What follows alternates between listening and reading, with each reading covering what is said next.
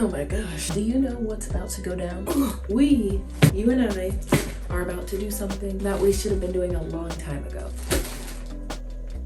Decluttering. Do you constantly feel stressed from how much you have to clean up all the time? Do you feel like you have too many things and not enough spaces to put them? Are you always tripping over things in your bedroom? Does your brain feel as chaotic as your environment? Decluttering is probably something that you need to be considering. So join me right now because I need a friend in this.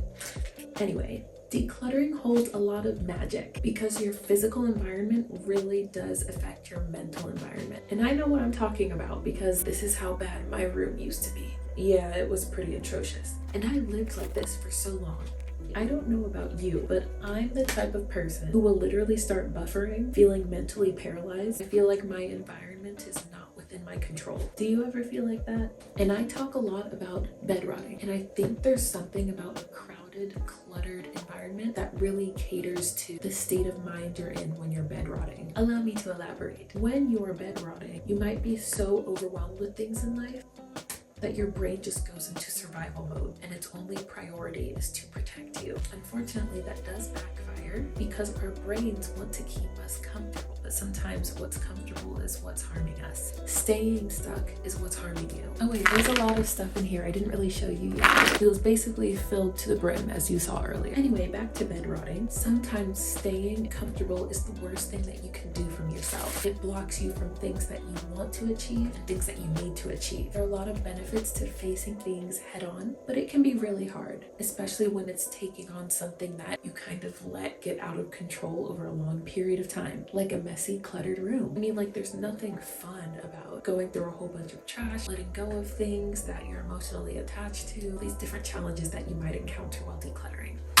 But the other side of it is so worth it. Decluttering can be difficult, but there are actually 3 secrets to making it feel a lot easier and more enjoyable. The first thing about decluttering is that it doesn't have to all be done at once. You will overwhelm yourself if you tell yourself that you have to declutter the entire house in one day or even one weekend. Our lives are so busy. We have work, school, or maybe kids, vacations, or you get sick. There are just so many things going on that the better option is to declutter in a more sustainable way. Think about it more as a marathon and not as a sprint. Over the years, I've done a lot of different purging my items sprees or different clusters of decluttering. But ever since I started getting serious about my decluttering, like a year ago, it's been so much more effective. So in the past, I did these major dramatic overhauls of all my things, and that created great short-term results. But somehow I just end up filling that space back up again, and my efforts were all in vain. But now I'm telling myself that I am not meant to complete this entire thing in one day. This will happen slowly. I'll build a good foundation. I'll see changes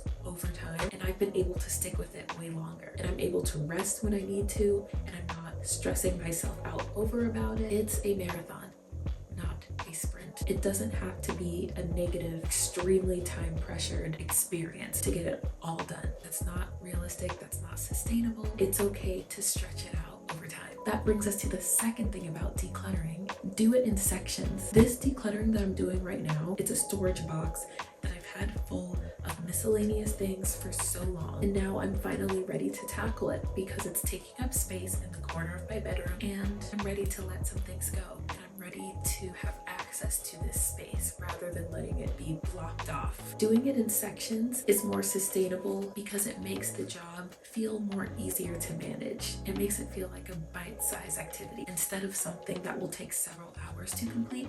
Maybe it'll take an hour to complete. Maybe you have a free hour over the weekend and it won't be a big deal. Or maybe you want to do it after work and before dinner, so you declutter your desk for 15 to 20 minutes. Maybe you take 30 minutes to declutter one shelf on your entire bookshelf. Any forward progress is valid progress, and it will make a difference, especially when you do it multiple times over time. Just try to let go of the need for immediate gratification. I think that's something that held me back. Just trying to do a massive overhaul of all my things. I did that because I wanted to see everything spick and span and minimal and perfect that day, but that'll burn you out. Maybe you'll quit partway through because it's taking so long. But instead, if you just go through sections at a time, it takes less time to complete that section, and then you can focus on the beauty of that little section that you just decluttered. So there is still some gratification in there, and it will slowly grow over time as you move to the next section and the next. It's a very mindful process. Speaking of which, that brings us to the third thing about decluttering. It's not about becoming a minimalist. It's about being mindful about the belongings you bring into your space. There are so many things to be said about minimalism and how it's lived in real life versus how it's portrayed online. I personally enjoy watching minimalism videos to get inspiration for my decluttering. That doesn't mean I want to become a minimalist, but I think they really do have some helpful philosophies in terms of being mindful of your possessions. What I mean by that is it's good to be aware and intentional of what you're bringing into your home. Here's a personal example. Whenever I went on a trip, I used to always want to get something from the gift shop. I used to always want to get a souvenir. Even if I didn't necessarily like it or have a use for it, I still wanted it just because it was cute or fun. But then once I brought it home, it wasn't something that I admired very much or used or needed. It was kind of just there, taking up space, and then eventually it would go into storage and then just be another thing that I'd have to deal with at some point. And so the way I change that now is not by never getting any souvenirs, but I only get them if it's something that I would need, something that I would use, or something that I would enjoy. And it is so life-changing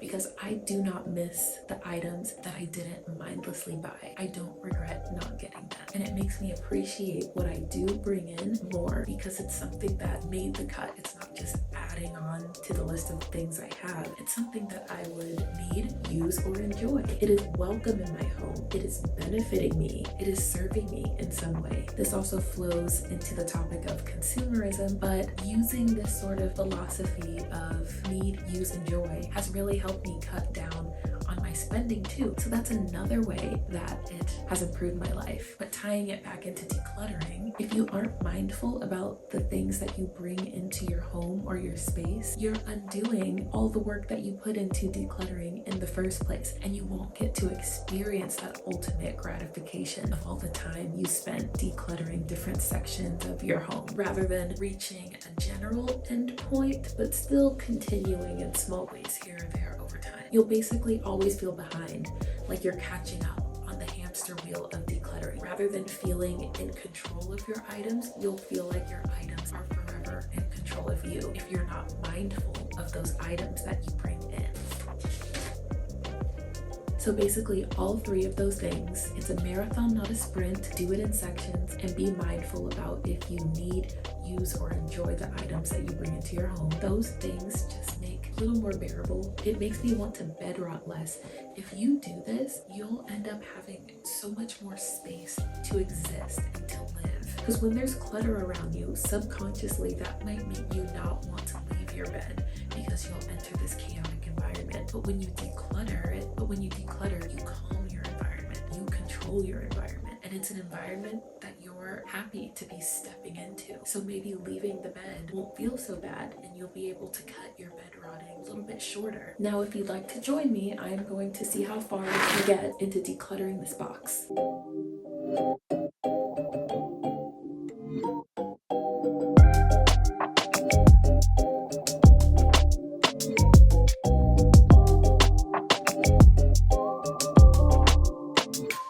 Okay, so now to show you my progress, I went through everything in here. So this is empty. First, this is the trash stuff I'll be throwing away. Just put that in a trash bag that I actually decluttered and got to use for the trash. This is all the paperwork I want to keep, but I'm going to keep it in my important things binder that's right there. And then I have these. I use them for when I'm on my period, and it's like awesome.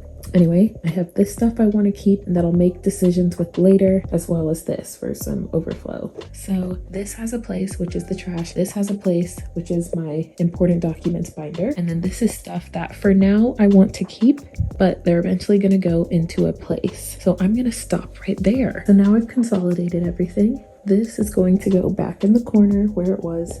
Please ignore that. I'm going to put that away right after this. That will go in the bathroom. I piled all this stuff up to go over there. and I'll deal with this trash tomorrow. So this is just a way to sustainably declutter. My only objective was to deal with a section. I didn't completely get rid of everything. I didn't fully put everything in its place, but I determined some things that I would throw away, which would allow for more space for other things. I found some things that would have a designated place, and then now I'm just left with stuff that I either enjoy, use, or need. And another thing about that is when I go to revisit that stuff, maybe with some passing time, I'll decide that I can let go a few of those things as well. And this is what I mean by it takes time, but it's still so rewarding. And now I have a sense of what I own, what I have in my possession. Versus before, I wasn't sure what was in there. So now I feel more in control, and the next time I tackle it, it won't be as big of a feat as it was today. Oh yeah, this is the good stuff. So thank you for decluttering with me, and I'll see you in the next video. Bye!